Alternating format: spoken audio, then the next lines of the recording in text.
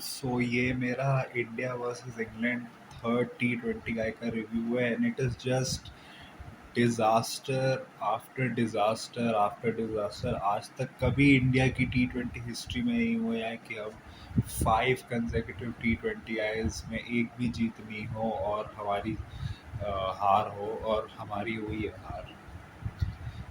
भाई मतलब ये पिच ऐसी नहीं थी जिस पे आप 76 पे ऑल आउट हो जाओ। ये पिच में देखो डीमंस थे, जब हम लोग बैटिंग करने आए एक्स्ट्रा बाउंस थी, थोड़ी मूवमेंट थी, लेकिन ऐसी नहीं थी यार कि आप 76 पे ऑल आउट हो जाओ। ऐसी तो कहीं कहीं से भी नहीं थी कि आप 76 पे ऑल आउट हो जाओ भाई।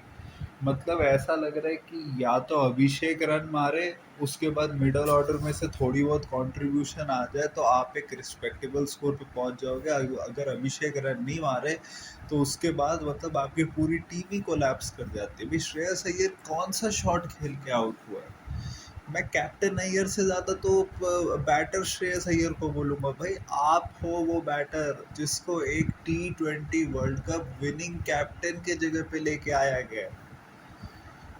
आपको लेके आया गया क्योंकि आपकी परफॉर्मेंसेस रही है। भाई आपने पंजाब किंग्स को भाई 700 प्लस रन के सीजन दिए हैं। आपने पिछले इस बार भी एंड में सेंचुरी मार के 400 रन का सीजन तो कर ही दिया, या 500 रन का सीजन तो कर ही दिया। आप कैसे कर सकते हो भाई? भाई जितना मुझे लग रहा है इस बैटिंग यूनिट में ये था कि पहले एक दो मैचेस में क्योंकि वो स्लो थे, तो इस बार ज़रूर उनको आया होगा कि तुम ऑल आउट इंटेंट से बैटिंग करो।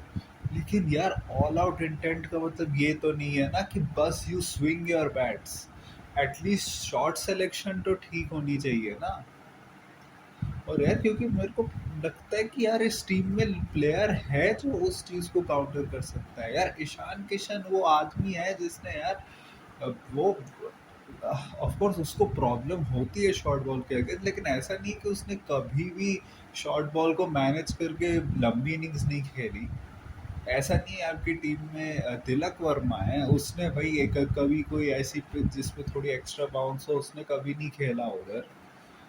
मुझे एक्चुअली नहीं समझ आ रहा है कि मतलब कि क्या है। ऐसा नहीं कि इस टीम प्ले वही लग रहा है मेरे को क्योंकि इन लोगों ने आईपीएल में अभी 2 महीने खेला है और इनकी पूरी आदत ही हट गई है कि हम इस पिचेस पर कभी खेलते भी थे तो मे बी शायद दे आर कंफ्यूज्ड कि या तो ये लोग ऑल आउट इंटेंट जाते हैं तो ये लोग आउट हो जाते हैं, ये लोग ऑल आउट नहीं जाते तो आप अंडर पार रह जाते हो।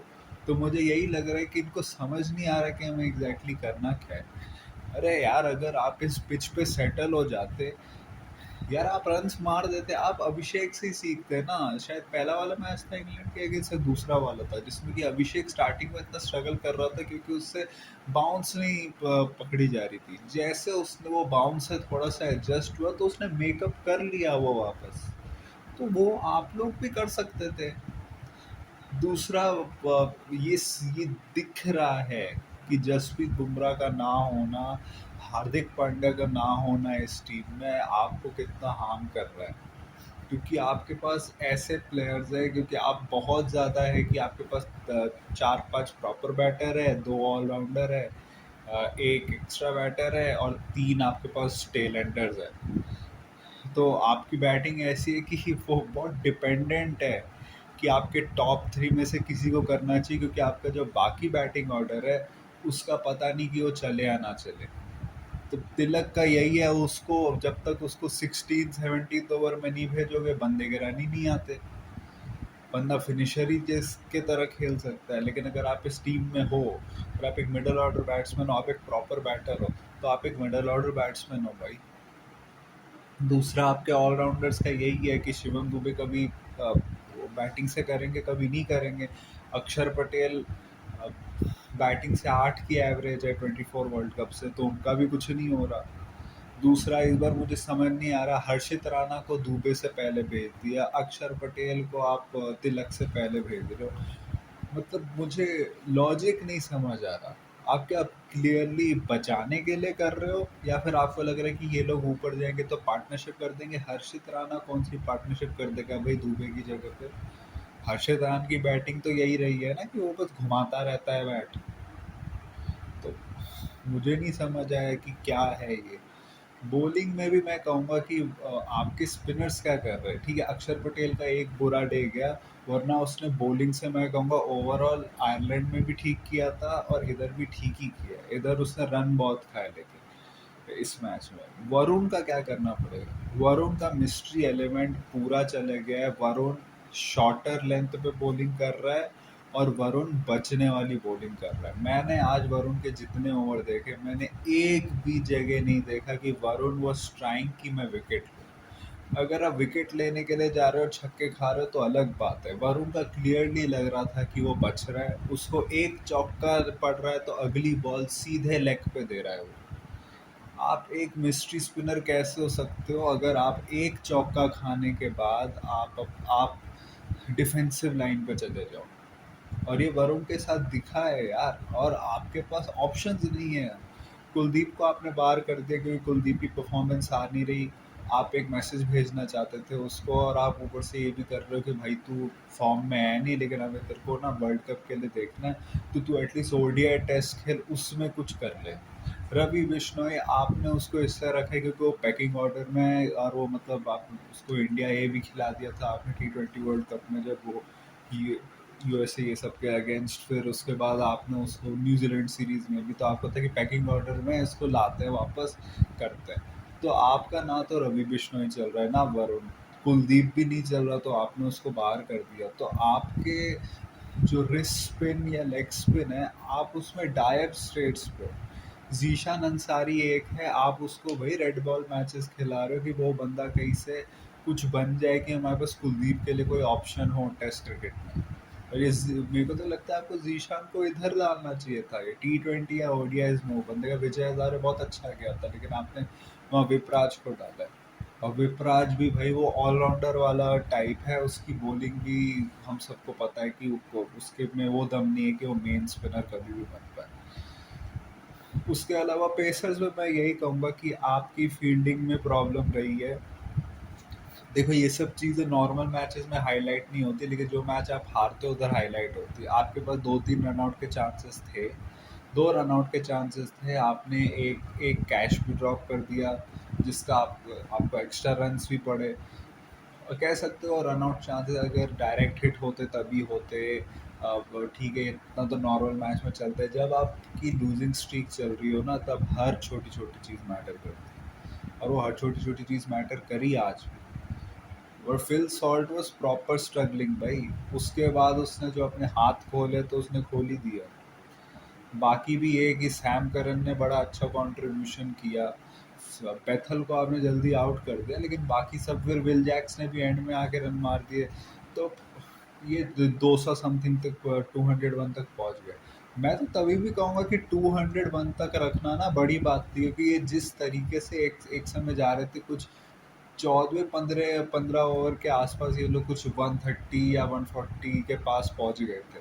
और आई गेट कि एट द एंड अगर आपने 6 ओवर 7 ओवर में 70 रन मार दिए या फिर 65 मार दिए, तो वो एक्चुअली कम है, क्योंकि जिस रेट पे आप लोग जा रहे थे, आप कह आराम से 250 220 हो सकते थे। तो मैं तो एक्चुअली कहूँगा जिस पोजीशन पे ये लोग थे, वहाँ से हमने इनको जल्दी रोका है। प्रिंस यादव की बॉलिंग से मैं बहुत ज़्यादा इम्प्रेस था, जिस तरीके से उसने आउट भी किए, या तो यॉर्कर से, या तो भाई की पहली बॉल थोड़ी सी स्लो थी, थोड़ी सी पेस ज़्यादा करी, स्किड ज़्यादा बॉल हुई, हायर ऑन द बैट आया, हैरी ब्रुक आउट हो गया उस पर। तो Prince Yadav was very impressive. Harshit Rana का देखो यही है, उसने विकेट्स दिए, लेकिन उसमें प्रॉब्लम ये थी कि यार आज वो बहुत वेवर्ड था। मतलब वो पहला ओवर अपना डाल रहा है, उसमें उसने तीसरी बॉल स्लोअर डाल दी। अब या तो उसको पहले ही पता चल गया कि भाई यहाँ पे उतनी पेसर्स को हेल्प नहीं है, या तो भाई वो वही मिक्स करने की कोशिश कर रहे हैं बेकार का। ऐसा लगा कि हर्षित राणा का ऐसा कोई प्लान नहीं था कि मैं बॉलिंग किस तरीके से करूँ। आज ऐसा था कि मैं बीच में स्लोअर भी डाल दूंगा, मैं मैं बाउंसर टाइप भी डाल दूंगा, मैं थोड़ा वहाँ पे भी डाल दूंगा, वाइड यॉर्कर भी डाल दूंगा। ऐसा कोई लगा नहीं सेट प्लान। मैं कहूँगा Arshdeep was actually very good, but he was very unlucky. जिस तरीके से उसकी बॉल्स बस नियरली मिस हो रही थी, या फिर शायद एक कैच भी ड्रॉप हुआ था अर्शदीप की बॉलिंग पे। तो उसमें मैं कहूँगा कि उसको है। लेकिन यार वही यही बात है हार्दिक पांड्या की टीम में ना होने से, कि आपको अपने पेसर्स को जल्दी लाना पड़ रहा है और आपको अपने स्पिनर्स को डेथ में बॉलिंग करवानी पड़ रही है। उससे क्या हो रहा है कि आप समझ नहीं पा रहे हो, आपको एक्स्ट्रा रन्स पड़ जा रहे हैं। ओवरऑल कह सकते हो कि कम रन पड़े, लेकिन एक्स्ट्रा पड़े, क्योंकि अगर आपके पास एक हार्दिक पांड्या हो तो अब आप उसका बुरा भी दिन भी जाता तो आप उससे 2-3 ओवर तो करवाते हैं एटलीस्ट। शिवम दुबे के एक ओवर में उसको 10 रन पड़ गए, आपने उसको ओवर ही नहीं दिया बाद में।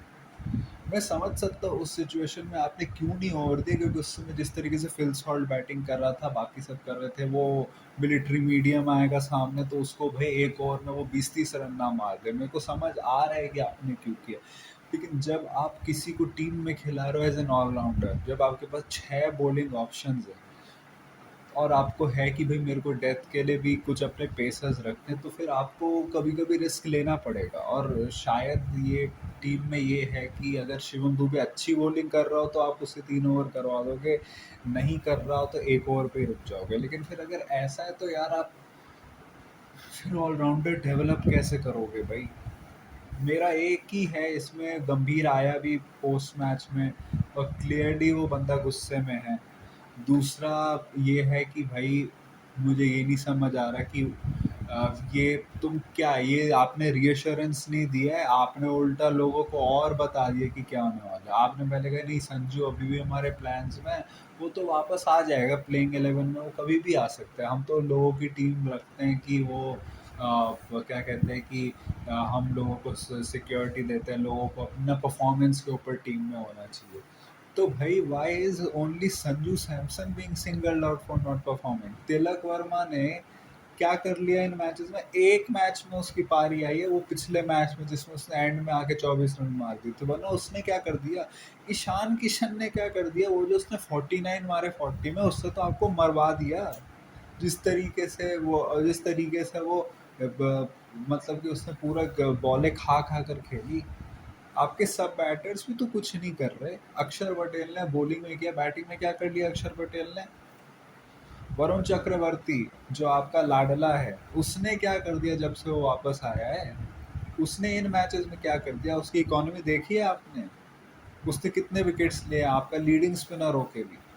तो why is only Sanju Samson being singled out. और एक चीज क्लियरली दिख रही है, अगर आपने ये स्टेटमेंट दिया है कि जो परफॉर्मेंस करेगा वही टीम में रहेगा, तो इसका मतलब आपने उसकी फील्डिंग सेट कर दी है।